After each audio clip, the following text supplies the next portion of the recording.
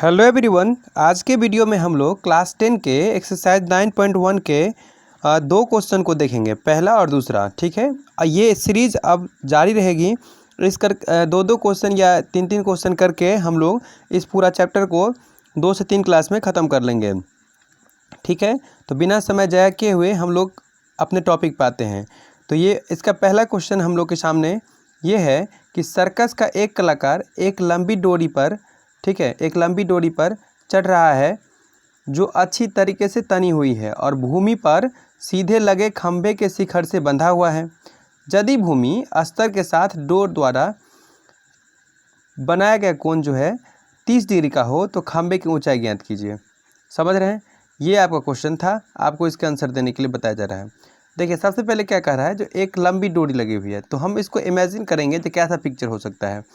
ये एक सर्कस का एक कलर का ऐसे एक खंभा होगा, ऐसे इसमें रस्सी लगी होगी और इस रस्सी पर ये लड़का चढ़ रहा है। इस लकड़ी पर ये लड़का, सॉरी लकड़ी कहा गया, इस रस्सी पर ये लड़का चढ़ रहा है। ठीक है, तो आपको ये निकालनी है। ठीक है, तो चलिए हम लोग इसको देखते हैं जो किस तरीके से करेंगे। इसका आंसर ये होगा कि सबसे पहले हम लोग एक खंभा इमेजिन करेंगे। खंभा जो है ज़मीन पर सीधा गड़ा होता है, ये आपका ज़मीन है। ठीक है, इसको ज़मीन माने सीधा। ठीक, और यहाँ से हम एक लकीर, ये रस्सी बना दें। ठीक है, ये रस्सी है, यहाँ से लड़का चढ़ेगा इस रस्सी के सहारे। इसको हम एक त्रिभुज मान लेते हैं कि ये एक त्रिभुज का फॉर्मेशन बन रहा है ABC। इसको हमने एक त्रिभुज मान लिया ABC। रस्सी की लंबाई चूँकि दिया हुआ है 20 मीटर, तो हम यहाँ पे 20 मीटर भर लेंगे। ठीक है, सबसे पहले एक पिक्चर में बना रहा हूँ।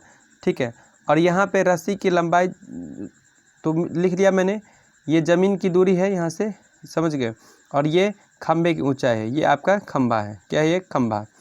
तो अब हम सवाल में आते हैं, लिखेंगे कि माना कि AB खंभे की ऊंचाई, यहाँ पे खंभे है, AB जो है खंभा है, माना कि AB एक खंभा है। ठीक है, AB एक खंभा है। एक सेकेंड, इसको हम साफ से फिर से लिख देते हैं। AB एक खंभा है जिसकी ऊंचाई कितनी है, तो जिसकी ऊंचाई जो है आपको वो हम H मान लेते हैं, बराबर H मान लिए हमने H। अब जो है यहाँ पे आते हैं हम लोग फिर से, तो यहाँ पे अगर हम H भर दिए तो देखिए आपका लंब पता है और कर्ण पता है, समझ गए।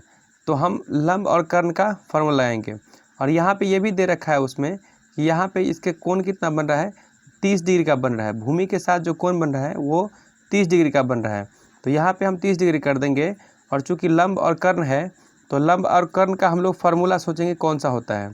ठीक है, तो लंब और कर्ण का फार्मूला जो होता है वो चाहे साइन में होगा चाहे कॉसेक में होगा। तो चूँकि हम लोग जानते हैं कि साइन थीटा बराबर क्या होता है, P/H होता है, यानी कि इसको हिंदी में हम लोग लिखें तो लंब बटा कर्ण कहते हैं। समझ गए, लंब बटा कर्ण कहते हैं। ये मैंने ब्रैकेट में डाल दिया, ये मैं आपको हिंदी में लिख दिया है। अगर आपको हिंदी में लिखना है तो आप इसको हिंदी में लिख सकते हैं। आप चूँकि यहाँ पे थीटा का वैल्यू जो है इस सवाल में 30 डिग्री दिया गया है किताब की तरफ से, तो हम यहाँ पर लिखेंगे साइन 30 डिग्री बराबर। अब देखिए यहाँ पे फिर से आते हैं हम लोग, ये AB आपका था, है ना, ये आपका AB है और AC है, तो क्या लिखेंगे हम, AB बटा AC। क्यों लिखेंगे AB बटा AC? चूँकि हमने अभी बताया है कि लंब बटा कर्ण होगा, तो लिखेंगे AB/AC। ठीक है, ये लंब बाय कर्ण हमने लिख दिया। अब क्या करेंगे, चूँकि साइन 30 का वैल्यू हम सभी जानते हैं कि 1/2 होता है, और AB का वैल्यू आपको, चूँकि हमने H माना था तो यहाँ भी हम H ही लिखेंगे, और AC का वैल्यू जो है ये H है, इसको समझें, और AC का वैल्यू जो है 20 मीटर है, तो यहाँ पे हम 20 मीटर रख देंगे। ठीक है, अब इसको जब हम ऊपर की ओर बढ़ाएंगे, ठीक है, तो यहाँ पे हमको क्या करना पड़ेगा, इसको क्रॉस गुना करना पड़ेगा। तो लिखेंगे यहाँ पे क्रॉस गुना से। ठीक है, क्या करेंगे, क्रॉस गुना से। तो क्रॉस गुना से क्या होगा आपका, जब हम उसको गुना करेंगे, देखो बच्चे, ये 2 को H से गुना कर देंगे और 1 को 20 से गुना कर देंगे, तो 2 × H बराबर 20 गुने 1, 20 मीटर गुने 1। समझ रहे बात को किस तरीके से हमने किया। अब आगे बढ़ते हैं कि 2 को यदि h से गुना करेंगे तो 2h हो जाएगा, और 20 को यदि 1 से गुना करेंगे तो यहाँ पे 20 मीटर हो जाएगा। 20 मीटर को 1 से मैंने गुना किया। अब देखिए h हम यहाँ छोड़ देते हैं, तो यहाँ पे 2 गुना में था तो 2 यहाँ इधर जाएगा तो क्या होगा, भाग में जाएगा। क्या हो जाएगा, भाग में जाएगा। तो इसलिए आपके h बराबर क्या होगा, 2 से हम भाग करेंगे इसको तो 2 दाहिन का 20 यानी कि 10 मीटर। तो h हमने किसको माना था, खंभे की ऊंचाई माना था, तो इसलिए हो जाएगा खंभे की ऊंचाई बराबर क्या हो जाएगा, खंभे की ऊंचाई बराबर 10 मीटर। कितना हो जाएगा, खंभे की ऊंचाई 10 मीटर हो जाएगा। आप लोग इस सवाल को समझ गए होंगे, उम्मीद करते हैं। अगर नहीं समझ में आया होगा तो फिर से बताइएगा, मैं इसको फिर से बता दूंगा, और आप लोग इस वीडियो को अपने फ्रेंड्स के पास शेयर कर दीजिएगा, और अच्छा लगे तो लाइक भी कर देना है। ठीक है, समझ गए सवाल को। एक बार मैं फिर से दोबारा बता देता हूँ कि सवाल ये कह रहा था कि सर्कस का एक कलाकार है, समझ गए, कलाकार है, एक लंबी डोरी पर चढ़ रहा है, ठीक है, जो अच्छी तरीके से तने हुए है और भूमि पर सीधे लगे खंभे से शिखर के साथ बंधा हुआ है। देखिए, तो मैंने इसलिए आपको ये रफली फिगर बताया था कि हम खंभा गाड़ेंगे तो खंभा ज़मीन पर सीधा ही करेगा, और यहाँ से ये रस्सी ऐसे तान करके लगाया गया है, समझ गए, खूंटी के सहारे जो भी। यहाँ पे कह रहा था कि एंगल बना रहा है ये 30 डिग्री का, खंभे की ऊंचाई पूछ रहा था। तो यहाँ पे हमने डिजायर्ड फिगर जो है आपके सामने बना दिया कि ये ए बी एक खंभा है जिसकी ऊंचाई मैंने h मान लिया, ए सी जो है रस्सी है उसकी लंबाई 20 मीटर दिया ही हुआ था, ठीक है, और कोण जो है 30 डिग्री का बना रहा था, ये दिया ही हुआ था। तो हमने मान लिया कि माना कि ए बी एक खंभा है जिसकी ऊंचाई h मीटर है, ठीक है। तो चूँकि यहाँ पे लंब और कर्ण का बात था, तो लंब और कर्ण का देख रहे हैं आप लोग, यहाँ पे लंब और कर्ण का बात है, ये लंब है और ये आपका कर्ण है, समझ गए ना। तो यहाँ पर लंब और कर्ण का बात था, तो इसलिए हम साइन थीटा का फॉर्मूला लगाए हैं। आप अगर चाहें तो साइन के बदला आप यहाँ पे कॉसेक भी लगा सकते हैं, कॉसेक में भी कर्ण और लंब आता है, आप लोग जानते होंगे भली बातें। तो sine theta is equal to होता है P/H, या हिंदी में अगर लंब बाई कर्ण लिखे तो ठीक है। साइन 30 डिग्री बराबर, यहाँ पे हमने क्या किया, साइन 30 डिग्री लगा दिया, क्योंकि वहाँ पर 30 डिग्री दिया हुआ था थीटा का वैल्यू, तो AB/AC कर दिया, और AB का वैल्यू जो है h वहाँ पे मैंने माना हुआ था खंभा, वहाँ पे खंभा AB था, और AC का वैल्यू 20 मीटर दिया था। फिर यहाँ पे हमने क्रॉस गुना किया, क्रॉस गुना करने से क्या होगा, 2 को h से गुना किया और 20 मीटर को 1 से गुना किया, तो यहाँ पे 20 मीटर रहा, h बराबर क्या हो जाएगा, 20/2 हो जाएगा। तो h का वैल्यू कितना हुआ, 10 मीटर। तो इसलिए हमने लास्ट में क्या लिख दिया, खंभे की ऊंचाई कितनी होगी, 10 मीटर है। बात समझ गए। तो इस तरीके से हम पहला क्वेश्चन को आसानी से समझ गए। आप लोग इसको बना करके देखिएगा, वीडियो को बार बार प्ले करिएगा। चलिए अब हम लोग दूसरा क्वेश्चन की ओर बढ़ते हैं। दूसरा क्वेश्चन क्या है कि आंधी आने से एक पेड़ टूट जाता है, ठीक है, और टूटा हुआ भाग इस तरह से मुड़ जाता है। देखिए यहाँ पे ये रॉ का मिस्टेक है, इस रॉ को आप लोग नहीं देखिए, इसको रॉ को ये यहाँ बड़ा रॉ होगा। चलिए कोई बात नहीं, मैथमेटिक्स से कोई हिंदी तो है नहीं, लेकिन फिर भी शुद्ध होना चाहिए। तो मुड़ जाता है कि पेड़ का शिखर, देखिए पेड़ का शिखर क्या होता है, ज़मीन को छूने लगता है। सपोज इसको आप ऐसे समझें, ये एक पेड़ था, यहाँ से मान लीजिए ये टूट गया, तो टूट गया तो ये जो भाग है ना, ये वाला भाग, ये कैसे हो जाएगा, यहाँ से टूटा हुआ भाग से यहाँ पे मुड़ जाएगा, ज़मीन पे मुड़ गया, और यहाँ पे ऐसे बना रहा है, ठीक है ना। बात समझे, ये एक पेड़ था, ऐसे पेड़ था, ये टूटा हुआ ये भाग जो है इसका टूट गया, तो यहाँ पे आ गया, समझ गए ना। तो कह रहा है कि मुड़ जाता है कि इसके साथ 30 डिग्री का कोण बनाता है, यहाँ पर भी 30 डिग्री का ही कोण बन रहा है। पेड़ के पाद बिंदु की दूरी, ये पेड़ का पाद, ये है पेड़ का ये पाद बिंदु है कि दूरी, जहाँ पेड़ का शिखर, यहाँ पर पेड़ का शिखर छू रहा है, समझ रहे हैं ना बात को, तो छूता है 8 मीटर है। पेड़ की ऊंचाई निकालिए।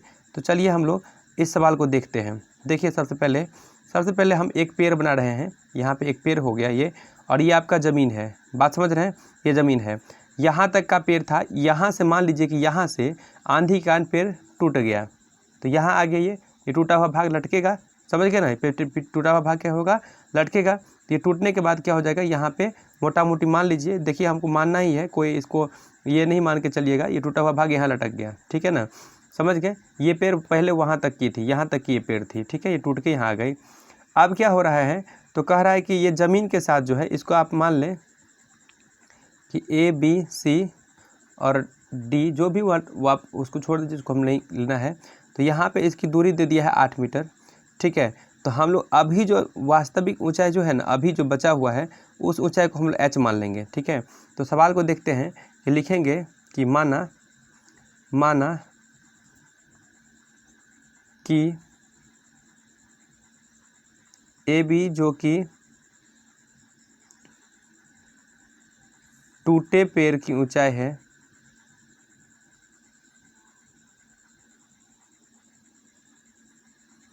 इसको आप ऐसे लिखेंगे कि माना कि ए बी जो कि टूटे हुए पेड़ है, जो कि टूटे हुए पेड़ है, समझ गए, टूटे हुए पेड़ है की ऊंचाई, पेड़ है की ऊंचाई हम क्या करेंगे, मान लेंगे कितना, h मीटर, बराबर की ऊंचाई बराबर h मीटर, समझ गए, h मान लेंगे हम लोग। चलिए अभी h ही रहने दीजिए। अब यहाँ पे और BC तो दिया हुआ है, तो यहाँ पे किसके कहाँ से कहाँ दिया है, तो सवाल में ये दिया है कि पेड़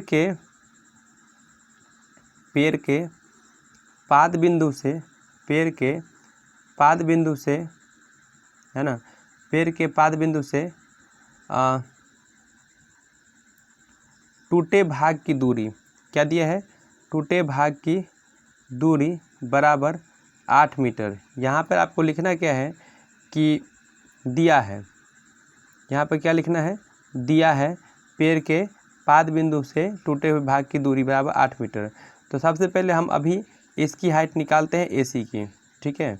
और हाँ एक सेकेंड, और यहाँ पे ये भी दिया हुआ है कि इसके कोण जो है वो 30 डिग्री है, कितने के कोण है, 30 डिग्री कोण है। तो हम यहाँ पे लिख लेंगे कि थीटा बराबर 30 डिग्री, समझ गए। तो अब हम किस फॉर्मूला से चलेंगे, तो यहाँ पे देखें फिगर को, इस फिगर में ये हमको क्या क्या दिया है, आधार दिया है और ये अभी फ़िलहाल ये लंब है, ठीक है। तो अभी आधार और लंब का फॉर्मूला लगा करके हम लोग चलेंगे। तो आधार और लंब का फॉर्मूला क्या होता है, तो हम लोग जानते हैं कि tan थीटा होता है, tan थीटा में लंब बटा आधार होता है, cot थीटा में भी होता है। तो आप tan थीटा चाहे cot थीटा के मार्फत से बना सकते हैं, ठीक है। तो आप इसको लिखेंगे AB/BC, क्या लिखेंगे, AB बटा BC लिखेंगे, ठीक है। अब क्या करेंगे, tan यहाँ पर थीटा का वैल्यू कितना दिया है, यहाँ पर थीटा का वैल्यू दिया है 30 डिग्री, ठीक है। AB का वैल्यू है h और BC का वैल्यू है 8 मीटर, बात समझ गए।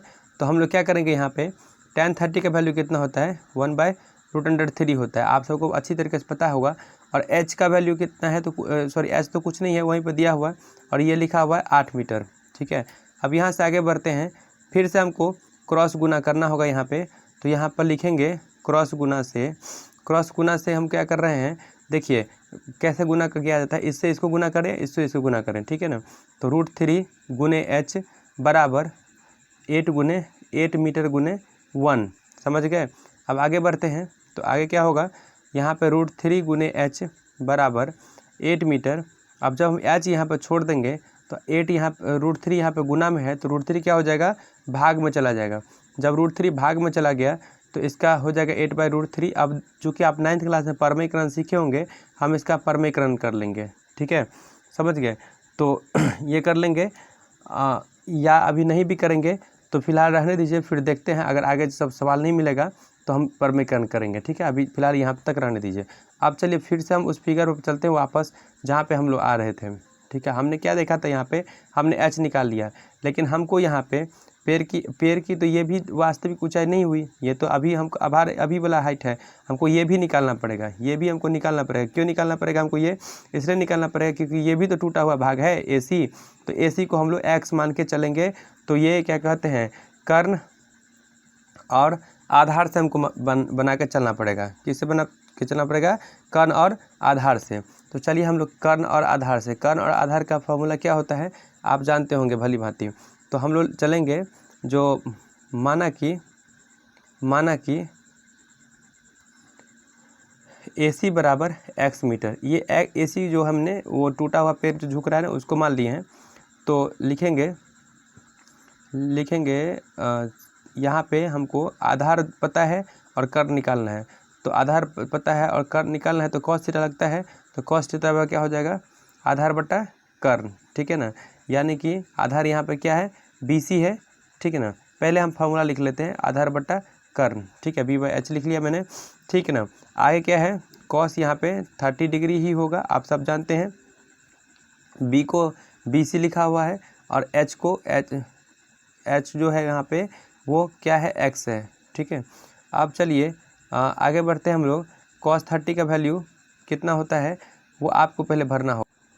cos 30 का वैल्यू √3/2 होगा, तो आप यहाँ पर √3/2 डालिए और BC का वैल्यू 8 मीटर दिया हुआ है और यहाँ पे x भरिए। फिर से आपको क्या करना पड़ेगा, यहाँ पे क्रॉस गुना करना पड़ेगा। क्या करना पड़ेगा, क्रॉस गुना से। तो आप यहाँ पे फिर से लिख देंगे क्रॉस गुना से।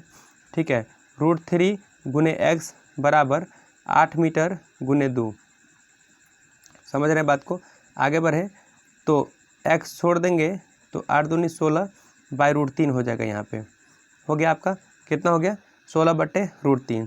तो ये आपका x का वैल्यू हो गया। ठीक है, अब चलिए हम यहाँ पे फिर से वहाँ पे पहुँचते हैं। जो h का वैल्यू कितना आया था, 8/√3। कितना आया था, 8/√3, और ये कितना है, 16/√3। ठीक है, तो यहाँ पे हम लिखेंगे कि पेड़ की वास्तविक ऊंचाई, पेड़ की वास्तविक ऊंचाई, देखिए जो अभी है सो भी, और जो पहले टूटा हुआ भाग जो कर्ण के रूप में अभी हमको दिख रहा है वो भी, वो दोनों को हमको जोड़ना होगा। यानी कि h और x दोनों को जोड़ना होगा, दोनों को जोड़ना होगा। अगर आप h और x से नहीं समझ रहे हैं तो पिक्चर पे आइए, फिर से देखते हैं हमने h किसको माना था और x किसको माना था। ये हमारा AB वाला जो है ये AB, ये h है, और AC वाला जो था वो क्या था, x था। तो आप AB + AC भी लिख सकते हैं, कोई दिक्कत नहीं होने वाला है आपको।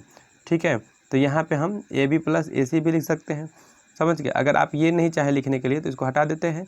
पहले हम लिख लेंगे कि AB + AC। ठीक है, और फिर हम h + x लिख लें। देखिए जैसे आपको अच्छा लगे वैसा कीजिए, कोई फ़र्क नहीं पड़ता है। अब h जो है हमने निकाला था 8/√3, और x जो हमने निकाला है वो कितना निकाला है, 16/√3। अब हम जब इस दोनों को जोड़ेंगे, ठीक है, एलसीएम तो लघुत्तम तो इसका √3 ही होगा ना। अब जो है √3 से √3 को भाग देंगे तो 8 + 16 होगा, यानी कि कुल मिलाकर 16 8 कितना होता है, 24/√3 होगा। कितना होगा, 24, और बाय में √3। अब जाके फिर मेरा यहाँ पे आपको परमीकरण करना ही पड़ेगा, यहाँ पे कोई दूसरा चारा नहीं है। तो अब लिखेंगे हरों का परमीकरण करने पर, हरों का परमीकरण करने पर। ठीक है, परमीकरण कैसे किया जाता है वो आप सबको पता होगा, 9th क्लास में आप लोगों ने पढ़ा होगा। ठीक है, कि वह उसी के ये नीचे में जो √3 है उसी √3 से ऊपर नीचे हम गुना कर देंगे। अगर आपको नहीं समझ में आता है तो मेरे चैनल पर परमीकरण का वीडियो रखा हुआ है, आप देख लेंगे। ठीक है, तो 24 को √3 से गुना करके यहाँ पर 3 होगा, √3 को गुना करेंगे तो 3 होगा, आप सबको पता है। ठीक है, देखिए √3 का गुना मैंने रूट का गुना भी हमारे चैनल पर पढ़ा हुआ है, आप वीडियो सेक्शन में से जाकर देख लें। देखिए 2 √3 का गुना करेंगे ना हम, √3 और √3 का, तो एक बड़ा सा रूट लगेगा, समझ गए, और ये दोनों आ जाएगा, और इस दोनों को हम लोग क्या करेंगे, 2 में से एक बाहर निकलता है, रूट का उसूल है, यानी कि यहाँ पे 3 बचेगा। आप लोग समझ गए होंगे कि हमने कैसे बनाया। ठीक है, आप कंफ्यूज ना हो इसलिए मैं इसको हटा देता हूँ यहाँ से। ठीक है, चलिए आगे बढ़ते हैं। तो यहाँ पे हुआ क्या, 24 गुने √3 है बटा 3 है, तो 3 से हम काटेंगे, 3 8 24, यानी कि फाइनली बचेगा क्या, 8 और √3। तो ये जो है 8√3 मीटर, समझ गए, 8√3 मीटर जो है यही पेड़ की ऊंचाई है। तो हम लास्ट में लिखेंगे अतः पेड़ की ऊंचाई बराबर, अतः पेड़ की ऊंचाई बराबर है ना 8√3 मीटर। क्या लिखेंगे, 8√3 मीटर आंसर। ये आपका फाइनल आंसर था। इस तरीके से आपका ये पहला और दूसरा क्वेश्चन आज के वीडियो में ख़त्म हो गया। अब अगला दिन फिर हम अगले क्वेश्चन की ओर बढ़ेंगे, तो आप सब वीडियो देखने के लिए ज़रूर आइएगा। Thanks for watching.